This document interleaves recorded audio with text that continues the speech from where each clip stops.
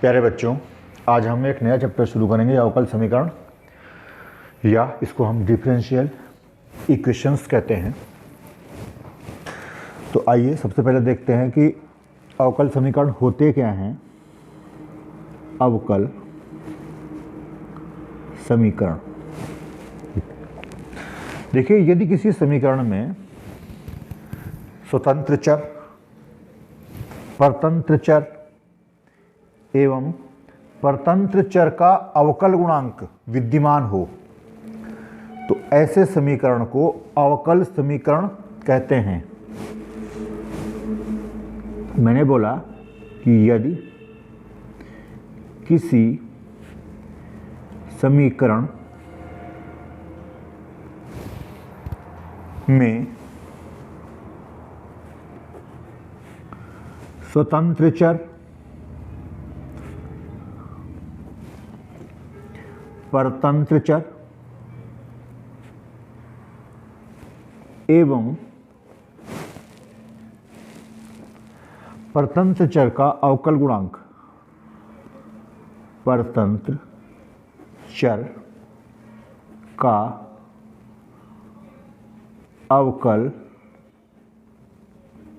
गुणांक विद्यमान हो तो उसे अवकल समीकरण कहते हैं। अवकल समीकरण कहते हैं। ये देखिए कि स्वतंत्र चर, परतंत्र चर एवं परतंत्र चर का अवकल गुणांक ये क्या है। किसी के मन में ये बात आ सकती है। देखिए, शुरू से हम पढ़ते आ रहे हैं, पिछली क्लासों में हमने पढ़ा स्वतंत्र चर, परतंत्र चर। जैसे y बराबर fx होता है तो इसमें x होता है स्वतंत्र चर और y होता है परतंत्र चर। क्योंकि x का तो हम कोई भी मान ले सकते हैं, y बराबर fx है अगर, तो उसमें x के स्थान पे तो हम अपनी पसंद का कोई भी मान ले सकते हैं, लेकिन y का जो मान आएगा वो हमेशा x पे निर्भर करेगा। जैसा x का मान आएगा वैसे ही y का मान आएगा। तो x तो हो गया स्वतंत्र और y हो गया परतंत्र। तो दूसरे शब्दों में हम ये कह सकते हैं कि यदि x स्वतंत्र चर हो, मैं यहाँ लिख रहा हूँ कि x यहीं पे लिख दिया मैंने, यदि x स्वतंत्र चर हो और y परतंत्र चर हो एवं ये लिखा था परतंत्र चर का अवकल गुणांक, परतंत्र चर का अवकल गुणांक मतलब dy/dx।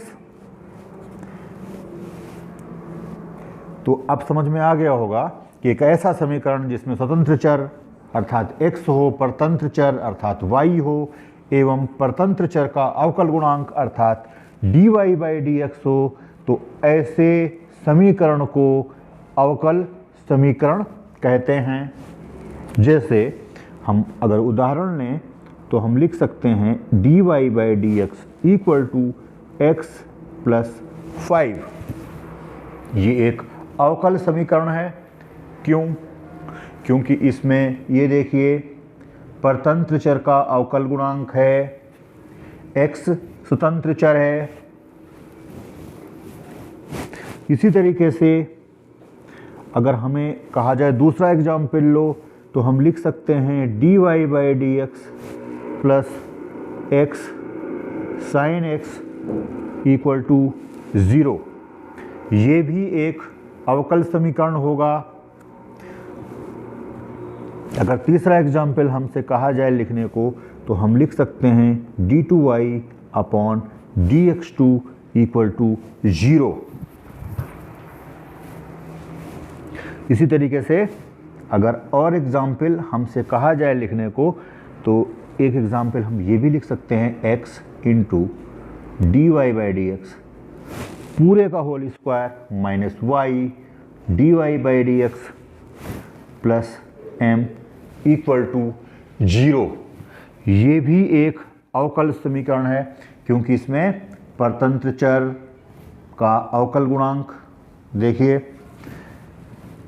स्वतंत्र चर भी है और परतंत्र चर भी है, तो इसी तरीके से हम और भी अवकल गुणांक या और भी अवकल समीकरण लिख सकते हैं। अब आती है बात कि अवकल समीकरण कितने प्रकार के होते हैं।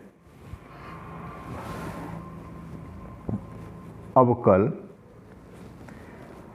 समीकरण के प्रकार, देखिए अवकल समीकरण दो प्रकार के होते हैं। पहला होता है साधारण अवकल समीकरण, साधारण अवकल समीकरण, इसको हम इंग्लिश में कहेंगे ऑर्डिनरी डिफरेंशियल इक्वेशंस।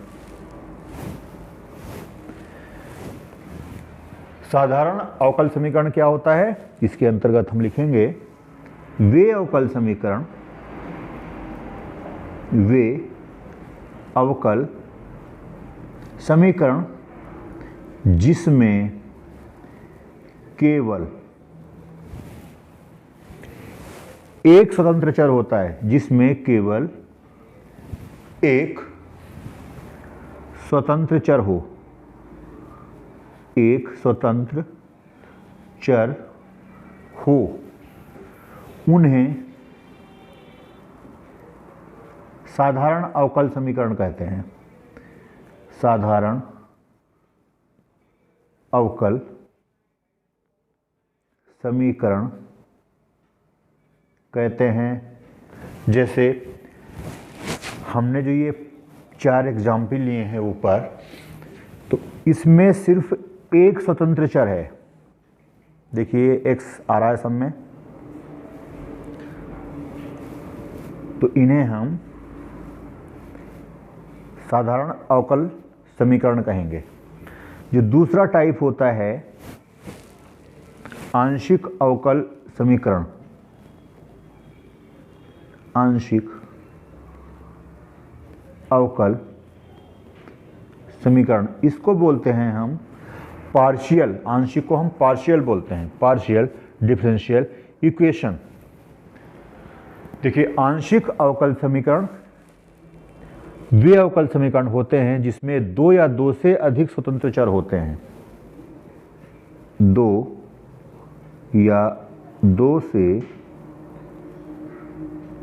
अधिक स्वतंत्र चर वाले समीकरण आंशिक अवकल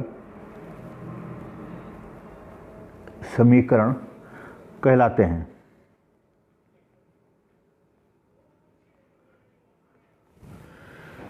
अगर एग्जाम्पल लिखना है तो हम ये एग्जाम्पल लिख सकते हैं, जैसे x into delta z upon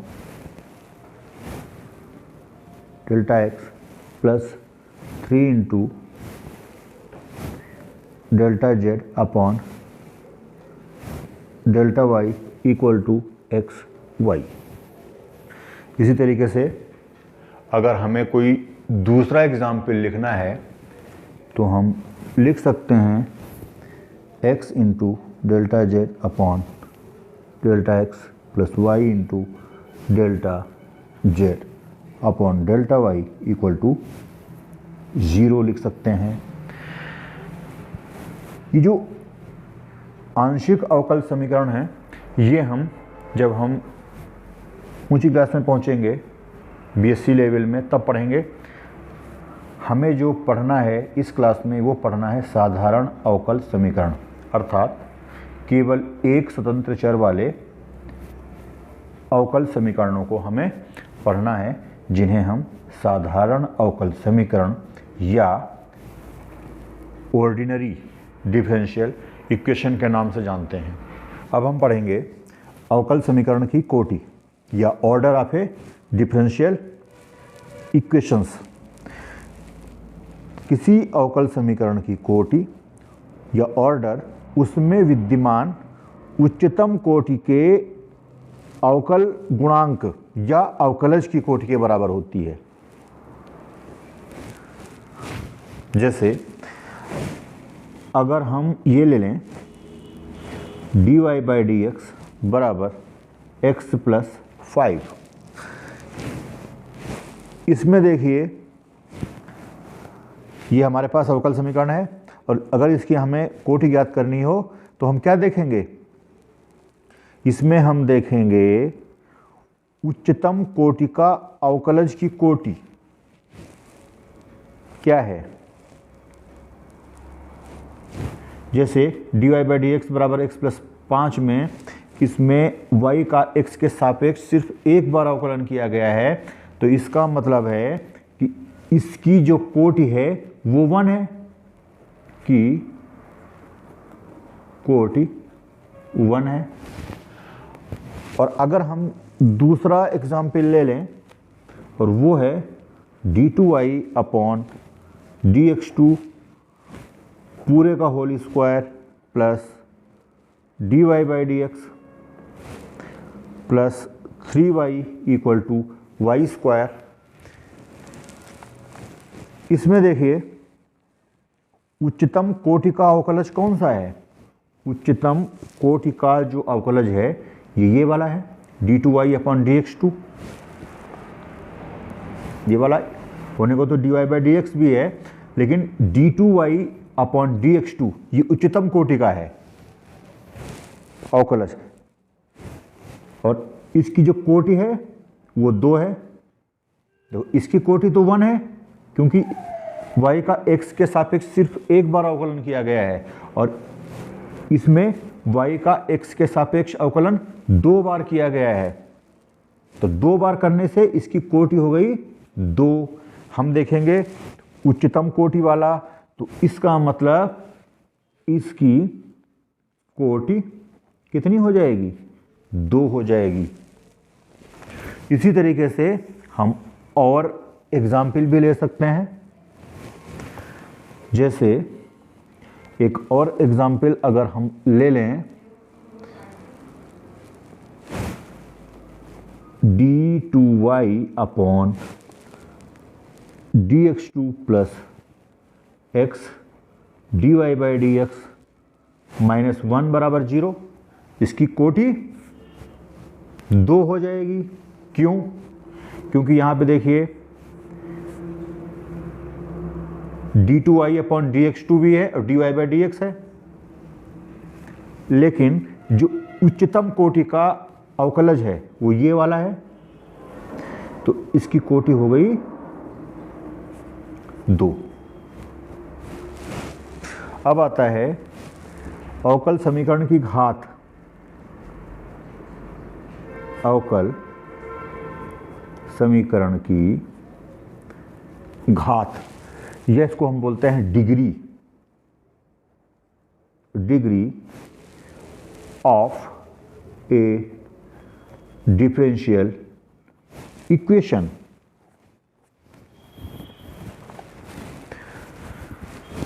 ये क्या होता है, किसी अवकल समीकरण में उच्चतम कोटि के अवकलज की घात को उस अवकल समीकरण की घात कहते हैं। जैसे हमने जो ये एग्जाम्पल लिए हैं, 3 एग्जाम्पल लिए थे, तो पहले वाला जैसा मैंने बताया, किसी अवकल समीकरण में उच्चतम कोटि के अवकलज, जैसे ये dy by d x equal to x plus 5 है, कोटि इसकी 1 थी। कैसे पता चला था? क्योंकि ये y का x के सापेक्ष सिर्फ एक बार अवकलन किया था इसमें, और यही उच्चतम कोटि है इसकी। तो अभी बताया मैंने, किसी भी अवकल समीकरण में उच्चतम कोटि के अवकलज की घात को, तो इसकी घात कितनी है, 1 है। तो इसका मतलब अगर हम dy बाई डी एक्स बराबर x प्लस 5 लेते हैं एग्जाम्पल, तो इसकी घात 1 हो जाएगी। दूसरा जो एग्जाम्पल लिया था d2y अपॉन dx2 पूरे का whole square plus d y by d x plus 3y equal to y square. यहाँ पे कोटि इसकी 2i थी, ये कैसे पता चल रहा था? इससे पता चल रहा था क्योंकि y का ये x के सापेक्ष 2 बार हमने अवकलन किया है। तो इससे मालूम चला कि इसकी कोटि 2 है। तो हम ये देखेंगे कि d2y अपॉन dx2 की घात कितनी है, वही इसकी घात कहलाएगी। तो ये इसकी घात है 2, तो इसका मतलब इसकी घात कितनी हो जाएगी? 2 हो जाएगी। इसी तरीके से एक एग्जाम्पल जो हमने ये लिया था तीसरा वाला, जो तीसरा वाला एग्जाम्पल लिया था हमने d2y upon dx2 plus x dy by d x minus 1 equal to 0। इसकी कोटि कितनी आई थी? कोटि इसकी 2 आई थी। 2 कैसे आई थी? ये इससे मालूम चला था हमें। तो घात कैसे पता लगाएंगे? ये देखेंगे कि d2y अपॉन dx2 की घात कितनी है। तो यहाँ पे ये स्पष्ट है कि d2y अपॉन dx2 की घात 1 है, तो इसलिए इसकी घात 1 हो जाएगी। तो इसी तरीके से हम और भी एग्जाम्पल ले सकते हैं और समझ सकते हैं कि कोटि और घात क्या आएगी। एक सवाल लेते हैं और वो सवाल है, देखिए इंपॉर्टेंट सवाल है। इससे जो सवाल है कि d2y upon dx2 equal to under root y square plus d y by d x पूरे का होल स्क्वायर की कोटि एवं घात ज्ञात कीजिए। कि कोटि एवं घात ज्ञात कीजिए। तो इसको हम कैसे हल करेंगे? ये हमें जो सवाल दिया है वो ये दिया हुआ है d2y upon dx2 equal to under root y square upon dy by d x पूरे का होल स्क्वायर। यहाँ पे देखिए ये राइट हैंड साइड में स्क्वायर रूट है, तो पहला काम ये करना है कि इस स्क्वायर रूट को दोनों साइड वर्क कर देंगे। जब दोनों साइड वर्क करेंगे तो ये बन जाएगा d2y अपॉन dx2 पूरे का whole square equal to y square plus dy by d x पूरे का होल स्क्वायर। अब जैसे हमें इसकी कोटि ज्ञात करनी है तो क्या देखेंगे, यहाँ पे जो उच्चतम कोटि का अवकलज है, अवकलज तो ये भी है और अवकलज ये भी है, लेकिन इसमें उच्चतम कोटि का या 2 कोटि का कह सकते हैं हम, ये अवकलज ये वाला है, तो इसलिए इसकी कोटि हो जाएगी 2। और अगर घात ज्ञात करनी हो तो घात ज्ञात करने के लिए हम क्या चेक करेंगे कि जो ये अवकल समीकरण है इसकी घात कितनी है। ये देखिए जो उच्चतम कोटि का अवकलज ये है d2y अपॉन dx2 और इसकी घात कितनी है, 2 है। तो इसका मतलब इस प्रश्न में घात हो जाएगी 2।